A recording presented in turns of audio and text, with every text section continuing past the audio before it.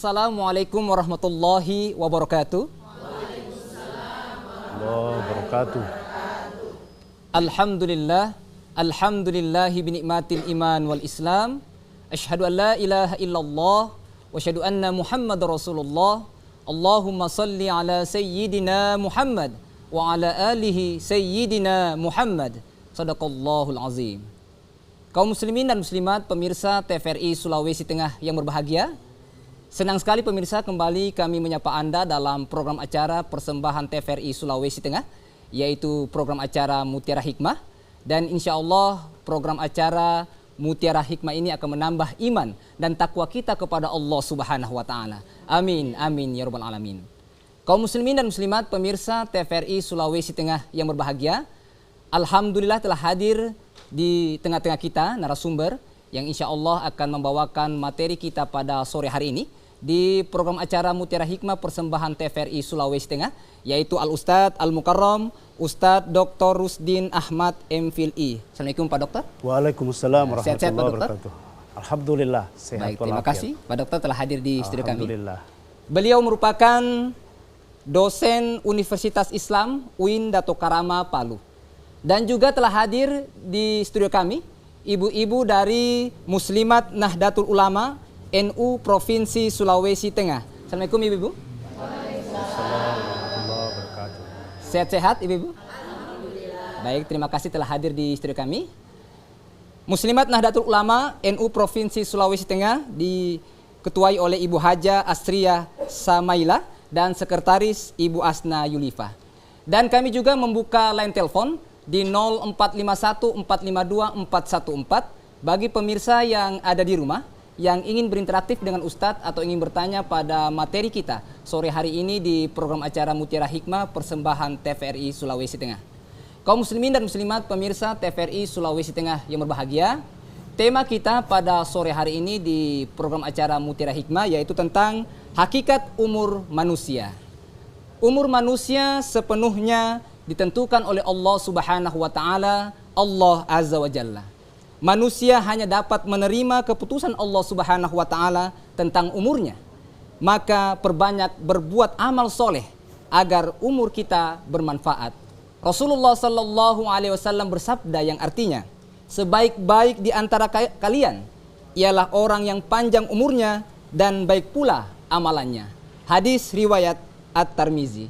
Dan untuk mengkajinya lebih dalam lagi materi kita pada sore hari ini, langsung saja kita persilakan kepada Al-Ustadz Al-Mukarram Ustadz Dr. Rusdin Ahmad MPhil untuk memberikan tausiah kepada Pak Dokter. Tafadhol Pak Dokter. Baik, terima kasih. Bismillahirrahmanirrahim.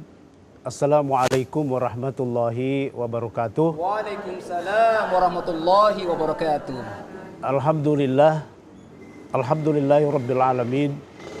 Wassalatu wassalamu ala asyrafil anbiya'i wal mursalin Sayyidina wa maulana Muhammadin wa ala alihi wa sahbihi ajma'in amma ba'd. Qala Allah Ta'ala fi kitabil karim, a'udzu billahi minasyaitonir rajim, bismillahirrahmanirrahim. Wal asri innal insana lafi husrin illal ladzina amanu wa 'amilus shalihat wa tawassaw bil haqqi wa tawassaw bis sabr. Shadaqallahul azim. Pemirsa yang dirahmati Allah Subhanahu wa Ta'ala, ibu-ibu muslimat NU, orang tua kita, alhamdulillah pada sore hari ini hadir bersama kita. Kemudian Pak Bambang yang luar biasa, begitu ganteng dan bersemangat. Insya Allah pada sore hari ini kita akan mendapatkan berkah dan rahmat dan anugerah dari Allah Subhanahu wa Ta'ala. Amin ya Rabbal. Salawat dan salam tak lupa kita kirimkan kepada Rasulullah Sallallahu Alaihi Wasallam sebagai suri toladan atau sebagai contoh kepada kita sekalian.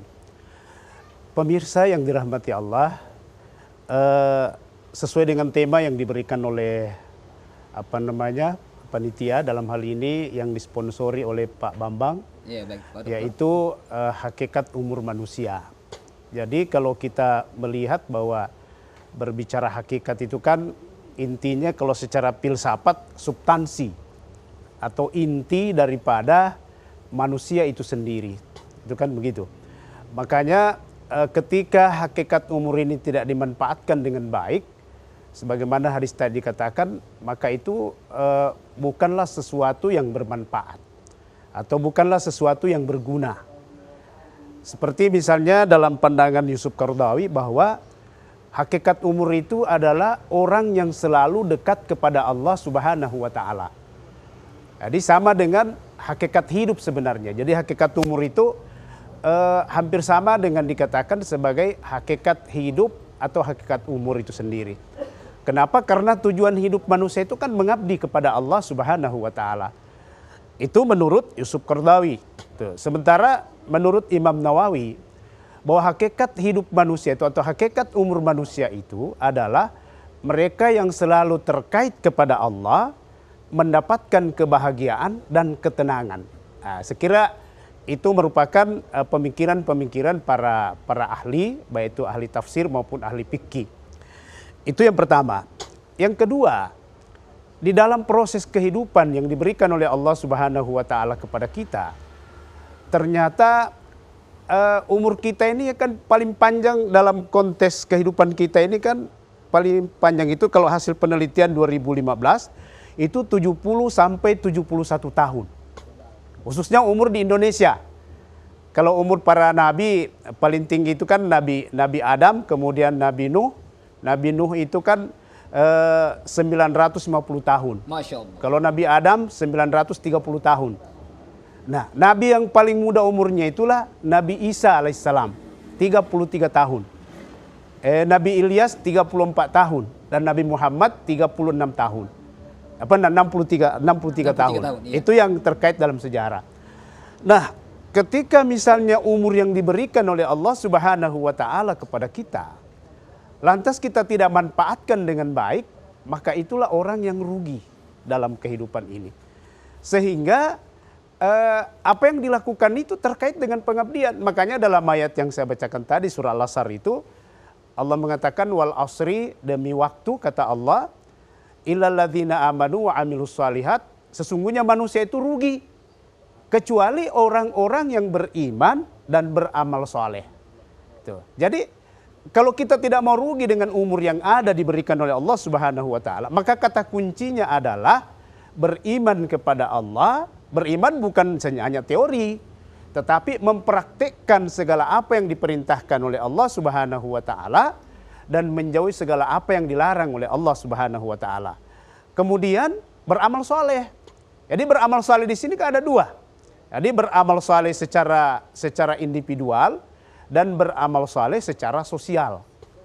Apa yang dimaksud dengan beramal soleh secara individual? Artinya kita memperhatikan diri kita, keluarga kita, anak kita itu secara individual. Tetapi beramal soleh secara sosial, maka praktek individual tadi ini kita terapkan dalam kehidupan masyarakat, bersosialisasi dengan masyarakat, berkomunikasi dengan masyarakat, hal-hal yang baik, maka itulah sebenarnya yang dimaksudkan beramal soleh. Jadi bukan hanya beramal soleh untuk untuk diri sendiri, tetapi juga dalam konteks sosial masyarakat. Nah, ini yang kedua. Terus yang ketiga, bahwa dalam kehidupan kita berkaitan dengan manusia ini ada beberapa kasus. Jadi kasus itu ada berusia, ini keluarga dekat semua ini, keluarga dekat. Ada berusia 103 tahun, ada berusia 105 tahun, ada berusia 115 tahun. Dan 3 kasus ini, kasus keluarga ini rata-rata perempuan, ibu-ibu. Jadi ternyata ibu-ibu itu panjang umurnya. Saya tidak tahu apa resepnya itu. Iya. Itu. Yang satu berusia 103 tahun, itu matanya masih terang, Bu. Subhanallah. Masih membaca Al-Quran. Saya kaget ketika diceritakan oleh anaknya itu bahwa mama saya dibilang ini masih habis sholat subuh pasti dia membaca Al-Quran. Pasti membaca Al-Quran. Padahal umurnya sudah 103 tahun. Baru 1 tahun yang lalu meninggal. Tuh. Jadi pada saat itu saya tanya apa amalannya. Ternyata amalannya itu setiap habis sholat tidak ada lain kecuali mengambil Al-Quran dan membacanya. Umurnya sampai sekian tahun itu. Jadi kayaknya tidak masuk akal dengan seperti itu. Tapi dia tidak pakai kacamata. Giginya masih lengkap. Cuma kekurangannya telinganya, pendengarannya tidak normal, kemudian rambutnya sudah putih. Saya kira itu umum. Tapi itu tadi matanya luar biasa dipelihara oleh Allah Subhanahu wa taala. Nah, ini yang dimaksudkan tadi, umur yang panjang tapi bermanfaat kepada Allah Subhanahu wa taala, maka Allah pelihara. Nah, beda umur kita. Kalau sekarang ini kan seperti saya 52 tahun. Kalau saya tidak pakai kacamata tidak bisa baca Al-Qur'an. Nah, tapi kalau ibu yang saya maksudkan tadi 103 tahun. Terus yang kedua ada 105 tahun. Masya Allah. Jadi 105 tahun. Itu keluarga dekat saya tanya, apa yang kita amalkan? Nah, orang Bugis kan dipanggil Indo. Nah, apa yang kita amalkan Indo? Dia bilang kepada saya setiap pagi minum air dingin. Terus yang kedua hati saya itu selalu saya berniat yang baik. Terus setiap dia mau tidur dia berdoa. Tapi satu kekurangannya, sholatnya itu kayaknya masih apa namanya, bolong-bolong sholatnya. Bolong-bolong, ya. Ya. Tapi itu tadi hatinya dia kasih bersih. Umurnya sampai 5 tahun menjelang ajalnya, dia masih tempat sadar, dia panggil semua anaknya, kemudian kita berkumpul di situ, kemudian diceritakan, baru dia berangkat dengan baik. Nah, terus satu lagi kasus yang ketiga, umurnya 115 tahun. Nah, ini mungkin dikatakan dalam Al-Quran, khususnya dalam surah Yasin itu, saya tidak tahu ayat berapa, di situ dikatakan bahwa Allah menciptakan manusia itu dengan umur yang panjang, mereka itu akan dikembalikan seperti semula. Jadi pikun dan lain sebagainya. Nah, ternyata yang umur 115 tahun ini gaya hidupnya juga berbeda. Jadi minta maaf mungkin agak lain dari yang lain. Kenapa saya katakan gaya hidupnya berbeda? Ternyata begitu dia menjelang ajalnya seperti anak kecil. Kembali seperti apa namanya, lupa. Kemudian kotorannya dia kerjakan seperti anak kecil jadinya. Di situ dikatakan dalam Al-Quran mereka itu akan dikembalikan seperti semula. Nah, apa yang kita bisa ambil dalam cerita atau kasus ini? Yang pertama itu ternyata hati ini ketika dibersihkan dan selalu dekatkan kepada Allah, maka Allah pun akan semakin dekat kepada kita. Buktinya dalam Al-Quran dikatakan, wa huwa ma'akum aina ma kuntum wallahu bima ta'maluna basir. Di mana-mana kau berada, dia bersama dengan dirimu. Apa yang kau kerjakan dia tahu. Ini dah berkaitan dengan ayat tadi, makanya orang yang selalu membersihkan hatinya, terus menjaga kesehatannya, umurnya akan panjang dan makin dekat kepada Allah Subhanahu wa taala. Sebenarnya ini yang kita ingin dapatkan dalam hidup. Terus yang keempat, ketika orang mau panjang umurnya baik amalannya, yang pertama itu dia selalu membuka wawasannya. Jadi membuka wawasannya artinya tidak tertutup. Menerima segala perbedaan, baik itu berkaitan dengan ideologi ataupun teologi, selama tidak bertentangan dengan apa yang dipahami. Itu jadi terbuka wawasannya. Terus yang kedua, dalam beberapa bacaan-bacaan saya itu bahwa di samping membuka wawasannya juga rajin bersedekah. Masya Allah. Nah, ini. Jadi harus rajin bersedekah. Jadi tidak pelit Pak Dokter ya? Tidak pelit. Masya Allah. Begitu kan dikatakan dalam Al-Quran. Apa namanya? Alladzina yunfikuna fis-sarra'i wad-dharra'i. Jadi orang yang beriman itu selalu menafkahkan rizkinya di jalan Allah dalam keadaan lapang, dalam keadaan susah. Dan beberapa hadis dikatakan bahwa orang yang banyak bersedekah itu umurnya dipanjangkan dan dimudahkan segala urusannya. Subhanallah. Nah, ini kan luar biasa. Coba persoalannya kita mau bersedekah ini, kita punya kemampuan masih terbatas. Itu. Jadi paling tidak ada simpati kepada orang yang kita mau sedekah. Terus yang terakhir, memperbanyak silaturahmi. Jadi kata Rasulullah bahwa orang yang beriman di hari kemudian dia harus melakukan hubungan silaturahmi dan beramal ibadah kepada Allah Subhanahu wa taala. Jadi orang yang mau panjang umurnya, mau terbuka rezekinya, harus banyak silaturahmi. Dan memang rezeki kita dari online. Kalau kita tidak bersilaturahmi, otomatis umur kita akan tidak panjang umur kita. Dalam arti bahwa pikiran kita itu tertutup. Tidak bisa melihat dan merespon kehidupan yang ada di lingkungan kita. Tetapi karena kita bersilaturahmi itu akan terbuka pikiran kita, baik dari segi wawasan maupun dari segi kehidupan sosial. Jadi saya kira itu mungkin sebagai prolog atau pengantar, mudah-mudahan ini bisa ditangkap dari, sebenarnya ini hanya ringkasan-ringkasan bacaan. Sebenarnya kalau kita mau buka secara ilmiah, berdasarkan referensi dan lain sebagainya, saya kira waktu kita mungkin akan lebih panjang lagi. Saya kira itu barangkali sebagai prolog dari saya. Sebagaimana diharapkan bahwa hikmah di TPR ini yang berkaitan dengan hakikat umur, insya Allah akan kita coba untuk diskusikan sejauh mana kita pahami dalam konteks itu. Ya. Sekira demikian akhirul kalam. Wallahul muwaffiq ila aqwamit thariq. Wassalamualaikum warahmatullahi wabarakatuh. Waalaikumsalam warahmatullahi wabarakatuh. Baik, terima kasih Pak Dokter atas penjelasannya. Baik kaum muslimin dan muslimat pemirsa TVRI Sulawesi Tengah yang berbahagia, tentunya Pak Dokter tadi sudah menjelaskan bahwa di dalam buku Yusuf Qaradawi dijelaskan bahwa hakikat umur adalah dekat dengan Allah Subhanahu wa taala, dan juga dalam buku Imam Nawawi bahwasanya hakikat umur mendapat ketenangan dari Allah Subhanahu wa taala, dan juga Pak Dokter menjelaskan beramal soleh dalam konteks sosial insya Allah mendapatkan rahmat dari Allah Subhanahu wa taala. Baik, perbincangan kita cukup menarik pada sore hari ini, tetapi kita ikuti jedah berikut ini. Tetaplah di TVRI Sulawesi Tengah. TVRI, media pemersatu bangsa.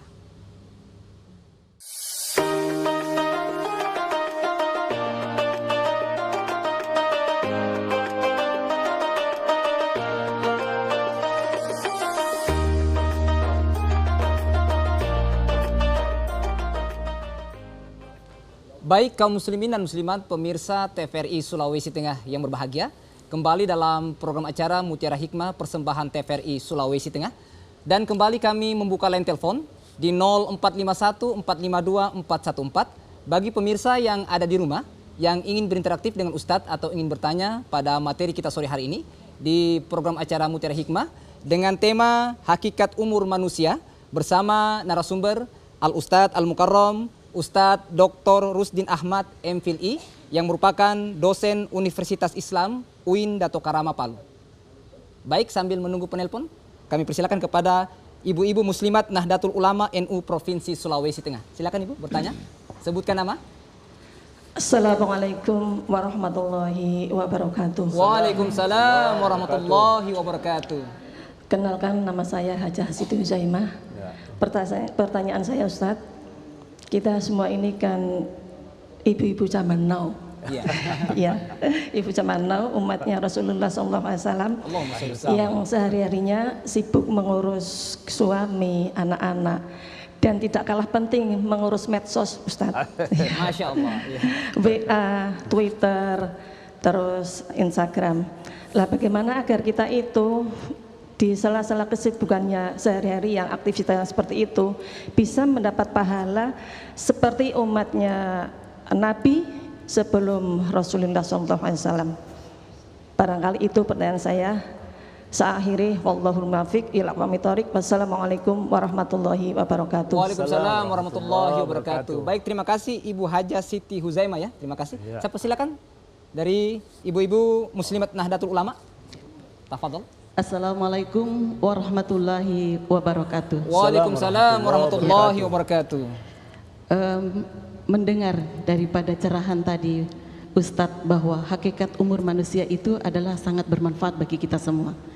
Yang ingin saya tanyakan di sini, bagaimana cara kita atau kiat-kiat agar umur kita itu bermanfaat bagi diri sendiri dan bermanfaat bagi orang banyak, sehingga kita tidak tergolong dari orang-orang yang merugi.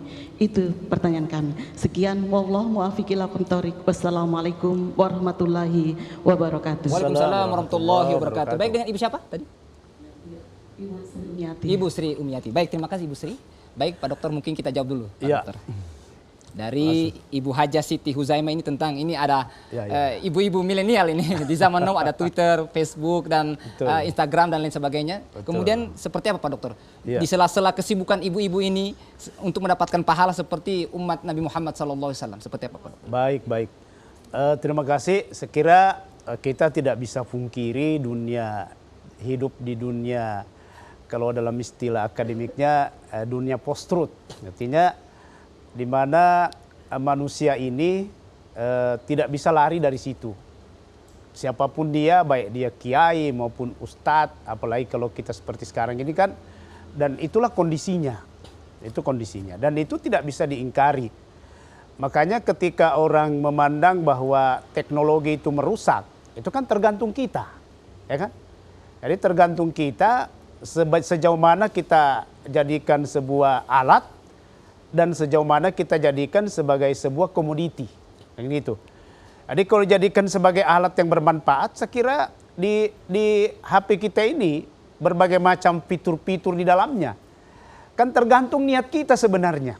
Tuh. Misalnya ketika kan di sini ada misalnya di dalam HP ini kan ada program Al-Qur'an. Sambil memasak misalnya, kemudian kita sambil bersikir atau sambil mengerjakan sesuatu, sambil mendengarkan salawat, semua kan ada di HP. Dan itu tidak bisa kita pungkiri. Makanya kalau kita, sebagaimana Ibu katakan tadi, apa yang dilakukan? Saya kira tidak jauh berbeda dengan ulama-ulama kita yang hidup di zaman dahulu, meskipun mereka tidak punya HP, sambil bekerja juga mereka bersikir. Jadi bersikir itu kan berbagai macam tingkatan. Ada sikir yang disebut dengan sikir tubuh, ada sikir hati, ada sikir nyawa, ada sikir rahasia, kan begitu. Jadi atau sikir hati misalnya kita lakukan demi untuk kebaikan sambil melihat teknologi misalnya, saya kira tidak menjadi masalah. Itu. Kecuali kalau misalnya kita hanya berpusat kepada teknologi, lantas substansi umur yang ada dalam diri kita tidak dimanfaatkan hal-hal yang baik, itu juga akan menjadi rugi bagi kita sendiri. Makanya ini saya kira ini ujian. Jadi saya berikan contoh begini, Bu. Ketika Nabi Adam dalam surga, iblis juga kan di situ. Ketika Adam keluar, iblis juga keluar. Pertanyaannya seharusnya itu, logika saya ini, iblis itu tidak usah keluar, cukup Adam saja di dunia. Tapi tidak, malah justru iblis minta kepada Allah, ya Allah, izinkan aku menggoda anak cucu Adam sampai dunia ini berakhir. Ternyata Allah berikan. Lalu disambungkan ayat dikatakan, illalladzina amanu wa amilus salihat muhlisina lahuddin. Kecuali orang yang beriman dan beramal saleh dan ikhlas dalam beragama. Artinya kalau kita mau merujuk kepada apa yang dimaksudkan tadi itu supaya juga bermanfaat, maka kita seimbangilah.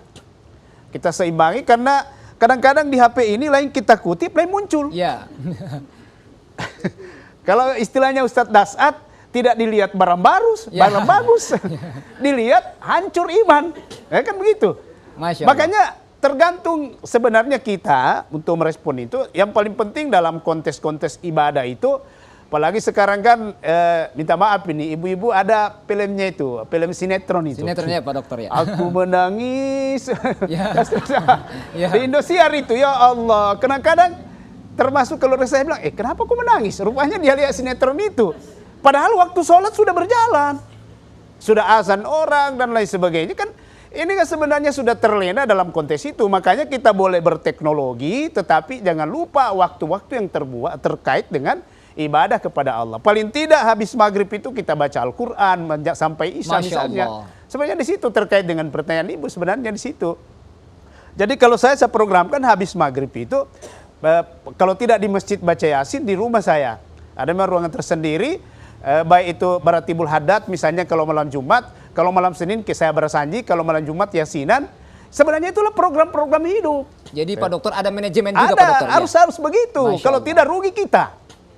Cuma kadang-kadang anak-anak kita yang itu Ibu mengatakan anak milenial ini memang agak ya mungkin zamannya mereka itu mungkin karena kita menganggap bahwa saya ini ustadz misalnya. Terus paling tidak contohlah kepada mereka.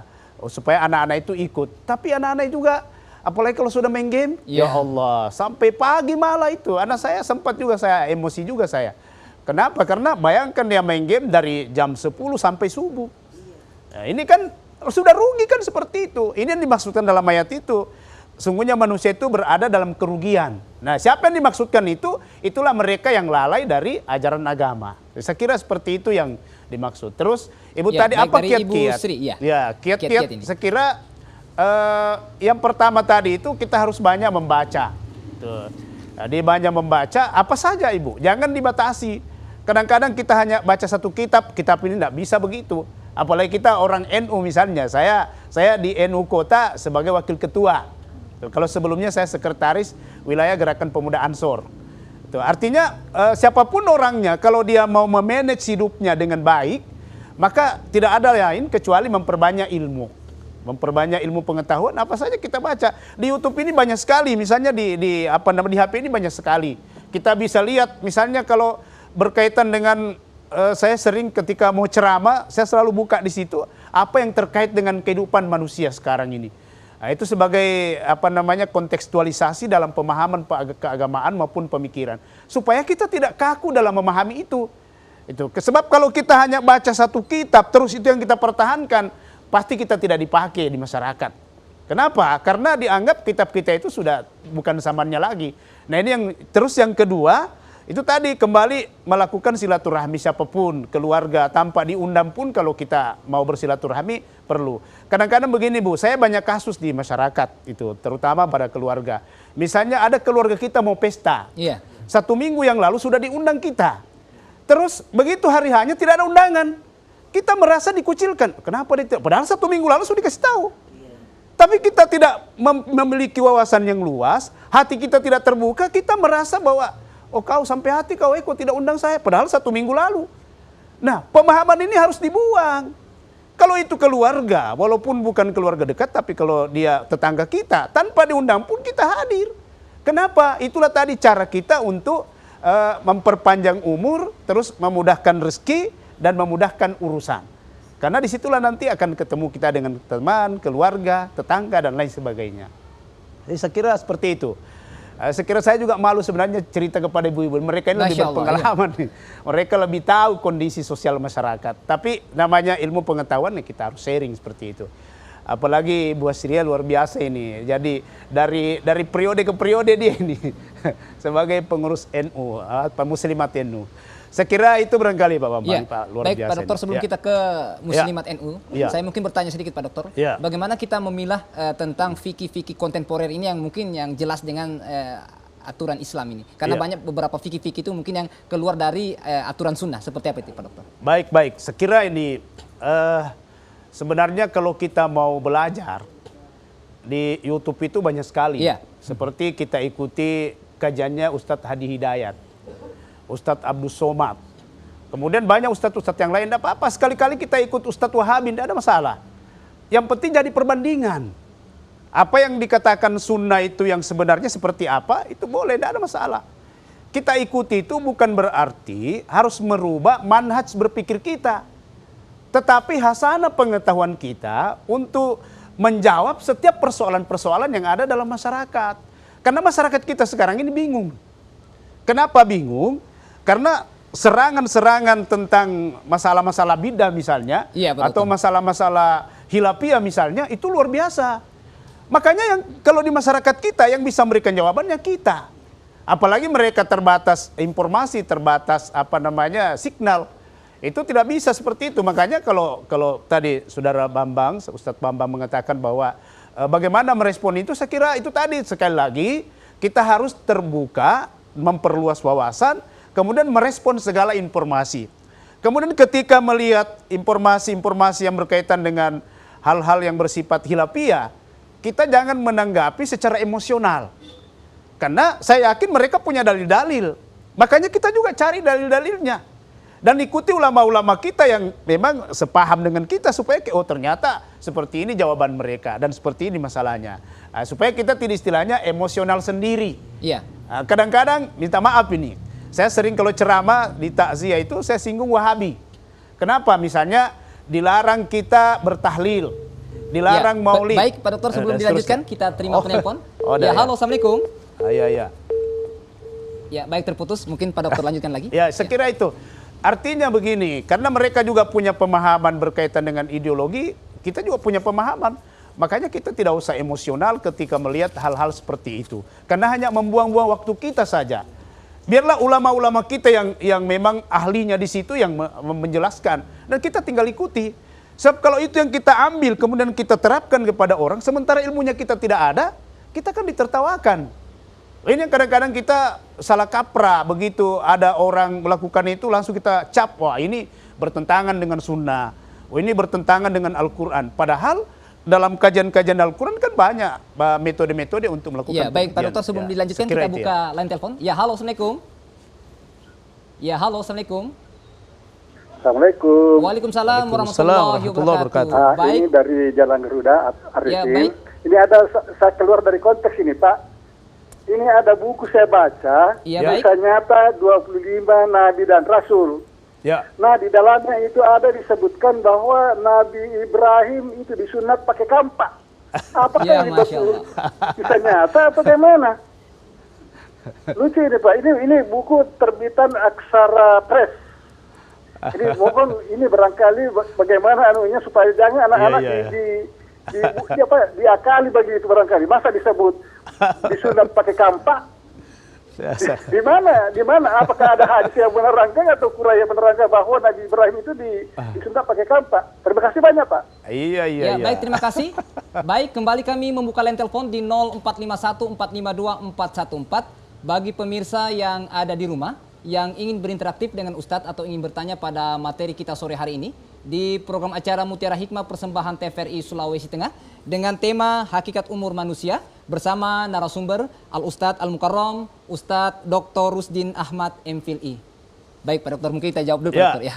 Ini tentang ini, apakah benar ini Nabi Ibrahim AS disunat pakai kampak ini Pak Dokter? Tafadhol Pak Dokter. Ya, jadi memang beberapa ahli juga menjelaskan dalam sejarah. Cuma perlu kita telusuri apa kampak yang dimaksudkan itu kampak seperti kita babelah kayu. Iya, Masya Allah. Itu kan tidak ada penjelasan begitu. Secara rinci itu bahwa kampak ini terbuat dari logam ini misalnya terus gagangnya adalah kayu. Tidak dijelaskan. Cuma dijelaskan dalam sejarah ketika Ibrahim itu masuk Islam. Sebelumnya kan dia penganut agama Majusi atau agama orang tuanya dahulu. Ya kan begitu, penyembah patung. Begitu dia masuk Islam. Terus dengan usia yang sudah tua, artinya sudah dewasa, terus ketika ada petunjuk dari Allah Subhanahu wa taala bahwa seorang muslim itu kan harus disunat. Tuh. Nah, Ibrahim ketika pada saat itu cuma persoalannya saya juga minta maaf ini penanya, saya juga belum tahu sejarahnya siapa yang potong dia itu. Yeah. Apakah dia sendiri atau mungkin ayahnya? Malaikat ya, atau mungkin malaikat pada atau malaikat. Ya. Nah, ini kan perlu ditafsirkan ini. Perlu ditafsirkan. Jadi kalau misalnya pakai kampak, mungkin kampak yang dimaksudkan itu adalah bahasa kiasan. Di mana yang pada saat itu adalah alat yang efektif yang digunakan pada zamannya. Makanya ketika Ibrahim juga menghancurkan patung-patung yang dibuat oleh ayahnya, dia kan menggunakan kampak juga. Bahkan ada patung besar dikalungkan di lehernya, lalu dia mengatakan siapa yang Raja Namrus mengatakan siapa yang menghancurkan patung ini, tanyakan pada patung besar itu karena dia bawa kampak. Tapi apakah kampak itu yang dimaksud atau itu hanya bahasa kiasan? Dalam ilmu mantik bukan itu yang dimaksudkan kampak, tapi mungkin istilah pada zaman itu yang terkenal. Jadi saya tidak bisa bayangkan bahwa bagaimana kalau kampak dipakai yang secara logika kan tidak masuk akal dalam konteks itu. Tapi kan Nabi Ibrahim kan manusia biasa, umurnya Nabi Ibrahim itu 147 tahun. Masya Allah. Itu umurnya Nabi Ibrahim. Jadi saya baca di beberapa literatur seperti itu. Jadi minta maaf ini mungkin jawaban saya seperti itu karena saya belum kaji secara mendalam apakah kampak yang dimaksudkan itu hanya bahasa kiasan atau kampak yang dimaksudkan itu adalah alat yang ngetren pada saat itu. Saya kira seperti itu ya. Ya, baik, terima kasih Pak Dokter atas penjelasannya. Ya. Baik kaum muslimin dan muslimat pemirsa TVRI Sulawesi Tengah yang berbahagia. Perbincangan kita cukup menarik dengan Pak Dokter, tetapi kita ikuti jedah berikut ini. Tetaplah di TVRI Sulawesi Tengah. TVRI, media pemersatu bangsa.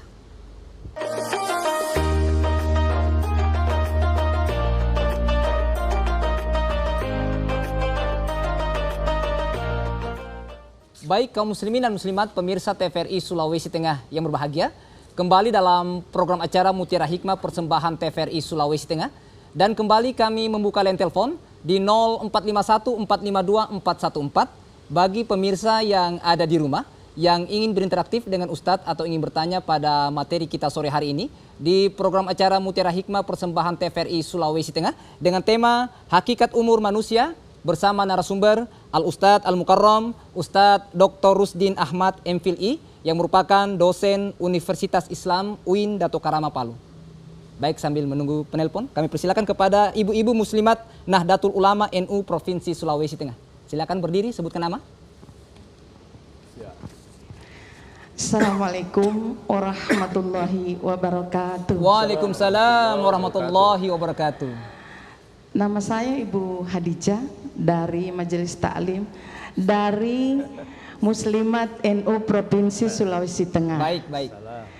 Saya mau bertanya Ustadz, di lingkungan kita atau di keluarga kita itu biasanya umur sudah 60-an tapi mungkin belum dapatkan hidayah untuk melaksanakan perintah Allah. Bagaimana cara kita untuk memberikan nasihat kepada orang-orang tersebut supaya tidak ada ketersinggungan. Karena yang begini, walaupun kita mungkin di bawah umur Pak, tetapi yang mereka-mereka yang sudah lebih dewasa, lebih berumur dari kita, mungkin karena perasaan agak segan untuk menegurnya atau memberikan pengetahuan. Jadi pada sore hari ini saya mohon bagaimana kira-kira caranya untuk memberikan penjelasan kepada mereka tentang takwa kita kepada Allah Subhanahu wa taala. Ya, itu barangkali dari saya akhiri. Wallahul muwaffiq ila aqwamit thoriq. Wassalamualaikum warahmatullahi wabarakatuh. Waalaikumsalam warahmatullahi wabarakatuh. Baik, terima kasih Ibu Hadijah dari Muslimat NU. Ya, saya persilakan lagi. Mungkin ibu-ibu dari Muslimat NU, silakan sebutkan nama. Assalamualaikum warahmatullahi wabarakatuh. Waalaikumsalam warahmatullahi wabarakatuh. Nama saya Ibu Aswinar.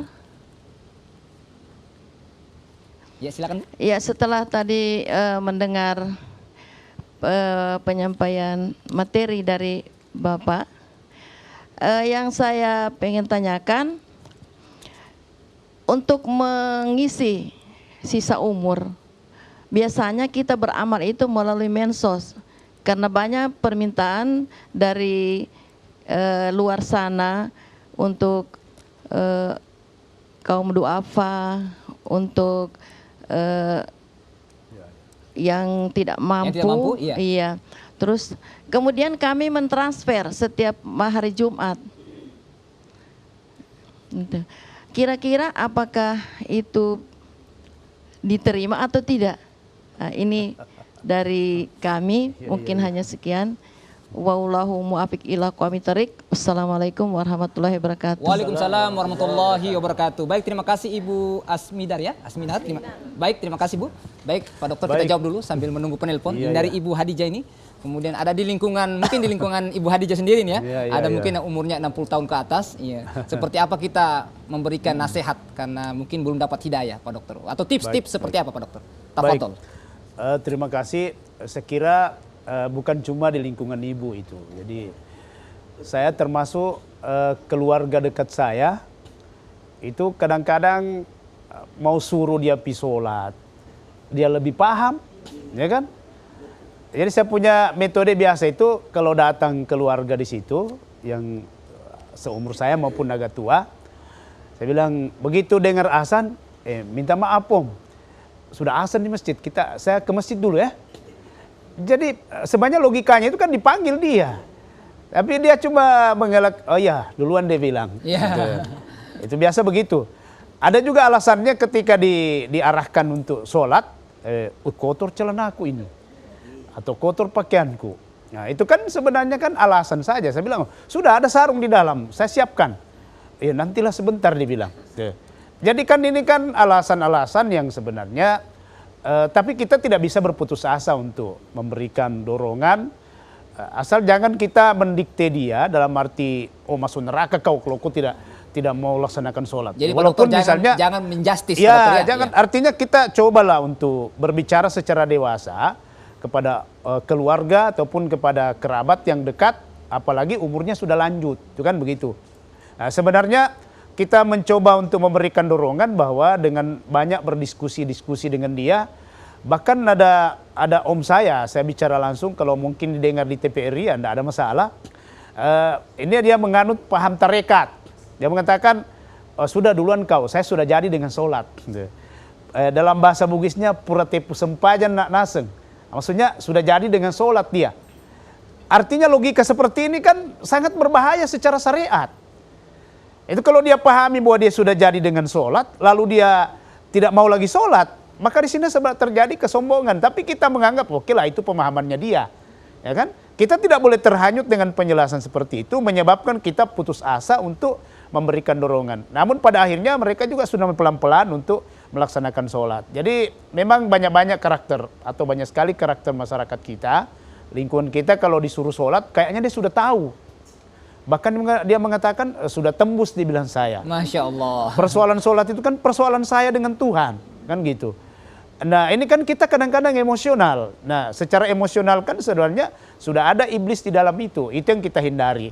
Ya kita tidak boleh berputus asa. Jangankan kita, pamannya Rasulullah saja ketika terakhir kan disuruh bersyahadat kan tidak bisa.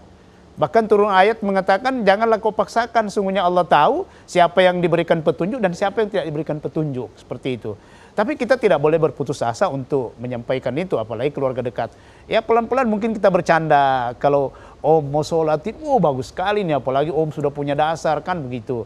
Nah ini mungkin cara-cara kita untuk, kalau kita mendikte dia, langsung menantang itu. Nah itu kan bahaya, dikhawatirkan berbenturan kita dengan pemahaman mereka. Nah, itu mungkin dari saya. Terus yang kedua dari Ibu tadi. Ya, tentang Pak Dokter ini dari Ibu Asminar ini tentang bagaimana kalau dalam mengisi sisa umur ini, kemudian kita ada beberapa sumbangan-sumbangan, kita transfer melalui kegiatan medsos. Apakah ini Pak Dokter diterima atau tidak? Atau ada sifat ria ini? Mungkin maksud itu. Yang jelas kita sudah berusaha untuk memberikan bantuan. Makanya itu tadi mukhlisina lahuddin. Jadi niat kita ikhlas. Persoalannya di sana disalahgunakan atau tidak bukan urusan kita. Yang penting tadi itu kita sudah ikhlas. Sekarang kan banyak yayasan-yayasan bantuan-bantuan itu baik berupa bantuan berupa uang yang ditransfer ataupun berupa barang, kan sudah terbongkar semua sekarang ini. Yang mereka anggap sebagai bantuan kemanusiaan, tetapi pada akhirnya memang ada bantuan kemanusiaan tapi lebih banyak disalahgunakan. Nah, saya kira niat Ibu jangan berhenti, Bu. Jangan berhenti selama hal itu bermanfaat dengan tujuan yang pasti, tetap kita laksanakan. Saya juga sering ditelepon, bahkan dikirimkan. Kadang-kadang juga saya menyumbang, kadang-kadang juga saya ragu. Tuh. Kenapa ada keraguan? Karena begitu melihat lagi yang informasi-informasi yang baru berkaitan dengan organisasi-organisasi kemanusiaan, tapi menyalahgunakan sumbangan masyarakat. Ya. Itu yang membuat kita jadi down. Padahal sebenarnya tidak menjadi masalah, terserah dia. Kan akan ketahuan juga nanti. Nah, cuma kita anggap ini rugi. Tapi kalau menurut saya, kalau ada lingkungan kita yang lebih membutuhkan, lebih real, lebih baik langsung kita ke situ untuk memberikan bantuan itu. Daripada melalui media sosial atau dunia maya yang kita tidak tahu seperti apa di sana programnya. Walaupun di media itu diinformasi, oh seperti ini. Ternyata foto-foto yang ditampilkan, foto-foto yang berulang-ulang. Tuh, tidak ada yang baru di situ. Nah, ini mungkin perlu kita kritis dan perlu kita cerdas untuk memberikan sumbangan. Kalau kita memang mau secara kontinu ya, mungkin ada yayasan yang kita bisa kerjasama, atau di lingkungan Pataya Tenu banyak yang, atau Muslimat Tenu yang perlu diberikan bantuan seperti itu misalnya. Baik Pak Dokter, sebelum Pak Dokter lanjutkan kita buka line telepon. Halo Assalamualaikum. Halo Assalamualaikum. Ya baik, kembali kami membuka line telepon di 0451 452 414 bagi pemirsa yang ada di rumah yang ingin berinteraktif dengan Ustadz atau ingin bertanya pada materi kita sore hari ini di program acara Mutiara Hikmah persembahan TVRI Sulawesi Tengah dengan tema Hakikat Umur Manusia bersama narasumber Al-Ustadz Al-Mukarram Ustadz Dr. Rusdin Ahmad NPLI. Baik, mungkin bisa dilanjutkan Pak Dokter. Jadi seperti apa mungkin sambil menunggu penelpon? Ya, seperti apa kemudian kita bisa menyumbang? Kita tahu bahwa ini lembaga yang baik. Ya. Seperti apa Pak Dokter? Jadi makanya sering saya katakan bahwa kita harus selektif untuk melihat bantuan-bantuan kemanusiaan itu. Jangan sampai kita terjebak, ternyata sekarang kan banyak Ibu. Jadi bantuan-bantuan kemanusiaan itu ternyata sebagai dukungan terhadap gerakan-gerakan radikalisme misalnya. Dalam tanda petik bahwa mereka banyak disuplai dari situ. Jadi jangan sampai kita terlibat dalam hal itu. Baik Pak Dokter, sebelum dilanjutkan kita buka line telepon. Ya halo, Assalamualaikum. Halo, Assalamualaikum. Ya baik, dengan Bapak siapa di mana Pak? Halo. Ya, halo, Assalamualaikum warahmatullahi wabarakatuh. Waalaikumsalam warahmatullahi wabarakatuh. Ini Om Palu. Ya baik Om Palu, sahabat saya, silakan Om Palu. Begini Pak Ustadz, kalau saya lihat tema itu hakikat umur manusia. Iya betul. Ini bagus sekali temanya. Karena menurut saya umur manusia itu kan selama dia hidup, tentunya dia hari ini kalau dia memahami dirinya, kunci utamanya ini pasti akan dia mati. Wa makana linafsin anta muta itu bismillah kita bermuajarah. Sesungguhnya kematian itu tanpa izin Allah dia akan meninggal. Nah, ini yang saya tanya Pak Ustadz. Iya. Barangkali ini hanya merupakan salah satu masukan. Kita ini kan biasanya, bukannya biasa, kita punya kewajiban kita melaksanakan sholat subuh lah. Tetapi yang ini Pak Ustadz, ada memang kalau kita habis sholat subuh, kita memang bisa mengaji. Kalau bisa Ustadz, tidak usah pakai pembesar suara. Kasihan orang yang setelah selesai sholat subuh, tentunya dia mengaji sendiri, mengaji. Tidak perlu saya kira pakai pembesar suara, karena hanya mengganggu ketenteramannya orang Pak Ustadz. Nah, ini. Saya kira ini merupakan salah satu masukan. Jangan kita beranggapan orang itu tidak sholat subuh. Habis sholat subuh, kalau kita tidak perlu memakai toa dengan suara, itu kan ria sebenarnya. Memperdengarkan kepada orang atas begini. Kalau menurut pemahaman saya, itu dia. Sehingga hal ini, kalau sholat maghrib, artinya sholat maghrib menjelang isya nanti bolehlah ceramah-ceramah. Tetapi kalau sholat subuh, itu saja jangan mengganggu terlalu, karena orang istirahat. Setelah itu dia berangkat kerja. Karena sholat subuh itu kejadiannya hati dengan nyawa Ustaz. Ini kan Ustaz ini, saya paham ini.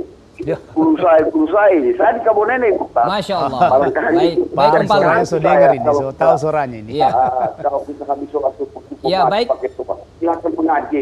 Barangkali kalau kasih habis berapa juz silakan. Kalau bisa jangan pakai doa. Terima kasih. Ini masukan saya Ustaz. Assalamualaikum warahmatullahi wabarakatuh. Waalaikumsalam warahmatullahi wabarakatuh. Baik, terima kasih Om Palu di Ulu Jadi. Ya baik, Pak Dokter, karena mengingat durasi waktu ini mungkin jawabannya dipersingkat saja Pak Dokter. Baik. Seperti apa? Tafadhol. Sekira memang kan yang selama ini menjadi polemik khususnya di Kementerian Agama berkaitan dengan pakai toa. Ya, masalah toa ini Pak Dokter ya. Sekira tapi kan tidak semua masjid begitu. Jadi yang saya maksudkan itu habis sholat subuh mereka pulang ke rumahnya dan mengaji di rumahnya.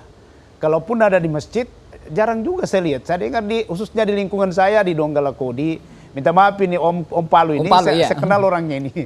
Jadi di lingkungan kita di situ kan jarang itu. Kecuali menjelang waktu sholat subuh, nah itu tetap itu. Tapi habis sholat subuh, yang biasa muncul itu kan subuh berkah. Jadi penceramah subuh berkah sebenarnya. Kalau untuk mengaji di masjid itu saya kira memang kita sudah, khususnya di masjid saya, di Jalan Asam 2 itu, di Jalan Tamako, mereka tidak lagi menggunakan toa kecuali waktu-waktu tersendiri. Misalnya waktu sholat Jumat, waktu menjelang malam Jumat, itu tetap kita berasanji pakai toa, tidak apa-apa. Kita siar untuk berasanji minta toa yasinan. Tapi habis sholat subuh tidak ada lagi seperti itu. Saya kira itu kasus Pak, kasus mungkin itu. Kalau dari sisi lain juga tidak ada masalah sebenarnya. Kan menyebarkan Islam itu, siarkan Islam dengan membacakan Al-Quran lingkungan orang lewat, saya kira juga perlu. Yang penting yang bagus bacaannya. Masya Allah. Jangan yang baru belajar Alepura Sena, Alepura Wandaya baru pakai toa. Nah, itu yang mungkin tidak bagus sih. Tapi kalau bagus, tidak ada masalah. Dalam Al-Quran kan begitu. Apabila orang-orang yang beriman itu apabila dibacakan ayat Allah akan bertambah keimanannya. Apabila disebutkan nama Allah akan bergetar hatinya. Ya, mudah-mudahan orang lewat itu Masya Allah ada orang mengaji kan seperti itu. Ya, baik. Jadi saya kira itu ya jawaban singkatnya dari saya. Ya, baik Pak Dokter, sebelum kita menutup program Mutiara Hikmah pada sore hari ini, mungkin bisa diberikan closing statement sedikit saja Pak Dokter. Baik. Yang pertama, kalau umur kita mau bermanfaat dengan baik, maka banyaklah mendekatkan diri kepada Allah Subhanahu wa taala. Sekira hidup kita ini wa ma khalaqtul jinna wal insa illa liya'budun. Tidak kujadikan kamu sekalian dengan bangsa jin kecuali untuk menyembah kepada Allah.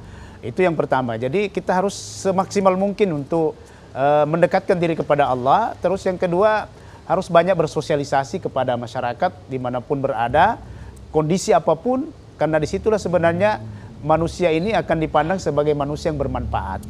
Saya kira seperti itu. Ya. Baik, demikian. Baik, terima kasih Pak Dokter atas penjelasannya. Iya. Baik kaum muslimin dan muslimat pemirsa TVRI Sulawesi Tengah yang berbahagia, Pak Dokter sudah menyampaikan bahwa umur yang baik adalah mendekatkan diri kepada Allah Subhanahu wa taala dengan amal ibadah.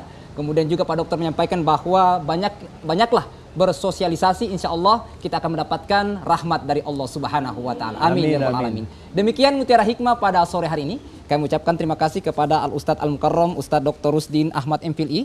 Terima kasih Pak Dokter sudah hadir di studio kami. Dan juga kami ucapkan terima kasih kepada ibu-ibu muslimat Nahdlatul Ulama NU Provinsi Sulawesi Tengah. Terima kasih Ibu telah hadir di studio kami. Insya Allah kapan-kapan kami undang kembali Ibu. Terima kasih. Akhirnya saya Bambang Abu Julu dan seluruh kerabat kerja TVRI Sulawesi Tengah mengucapkan banyak terima kasih. Insya Allah kita akan berjumpa lagi pada program Mutiara Hikmah pekan depan.